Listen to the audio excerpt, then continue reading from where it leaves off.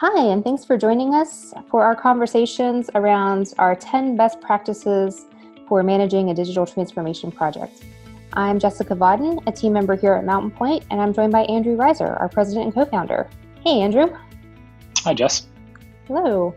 So today we're going to kind of build on a conversation that we started in the last episode. We were talking last time about communication and the importance of developing feedback loops and helping team members to really be empowered to solve problems and continue to innovate. And I think that ties in really nicely to our 10th best practice, which is to facilitate an environment of continuous improvement. So one of the things that we stress is that digital transformation is not a single event. It's an ongoing cultural, technological, organizational shift. So Andrew, tell us a little bit about how to sort of embrace that idea and kind of get your team on board with continually refining your process and your operations.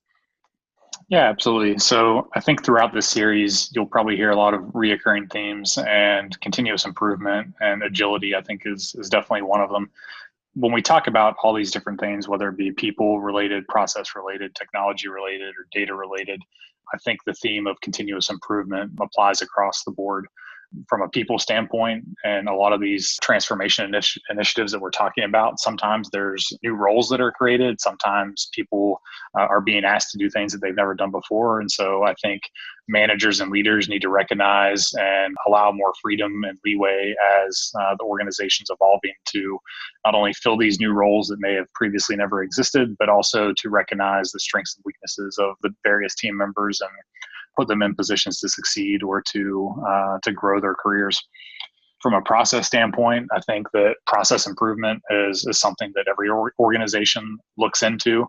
I think that being agile and continuously improving is tackling this industry in a different way, especially from a manufacturing standpoint. So in a manufacturer's world, process improvement always occurs on the shop floor through things like Six Sigma and Lean, and always identifying ways to improve the quality and eliminate waste.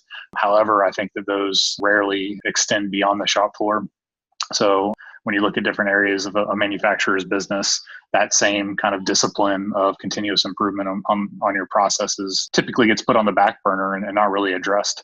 So I think that's definitely an area that can be highlighted and looked into. And then from a technology standpoint, I think we had highlighted in a previous discussion with software as a service and cloud computing, just how everything's becoming so much easier. The levels of abstraction of what used to require developers and programmers to do, now business analysts and everyday users can now put process flows in place, can tweak even integration. So a lot of the integration tools that we're using now are very user-friendly, and we empower the business and the users that monitor these integrations to be able to make changes and tweaks to it without having to create a project around that for a developer to go into to make these changes. So just knowing that the business is going to evolve and change, and now that these new tools are empowering that change to happen more rapidly and more frequently is definitely in place once we talk about this continuous improvement. And then the last is around data. So monitoring your KPIs, using reports and dashboards, and using all the different things that the data is now able to be visualized, and really talking about that. So no more are we having stand-ups or huddles around asking everybody in the room how things are going, but now a lot of these manufacturers are having their production meetings and manufacturing meetings and business meetings that are all data-driven, looking around dashboards. So the sales team's talking about the pipeline and the forecasts, and production is anticipating what's coming in based off of that. And all that is very much data-driven, and also allows, through these tools, the ability to tweak and modify and evolve these dashboards as new data points and data streams come into play. Yeah, absolutely. Let's talk a little bit about the change management piece, because I think that that's something we've hit on across the board in these conversations as well. And I think change is happening much more rapidly in our organizations than it has in the past. And it should be, if we're going to be competitive and kind of keep up with the times. But I think there's also the danger of change fatigue, or, you just get somebody on board, or maybe they just are starting to realize there's a new concept or a new process in play, and then it's already kind of being changed or updated. So how do you manage change at that speed? Again, I don't think there's a one size fits all. I think that the business and organization can only move as fast as the people that are in it day and day are willing to evolve and change. So to your point about change fatigue, a lot of these manufacturers that we're currently working with, some of them are experiencing that and some of them recognize and acknowledge that, but they know they need to keep powering through it because that's what's going to be best for the business and that's what's going to help them stay competitive and keep growing. So I think it's, again, kind of picking and choosing the battles and making sure that your communication plan and the messaging around change is out there. But more importantly, getting buy-in from the users. So if the users aren't bought into the change, then fatigue is going to definitely set in and you're going to create more hurdles than what you're expecting.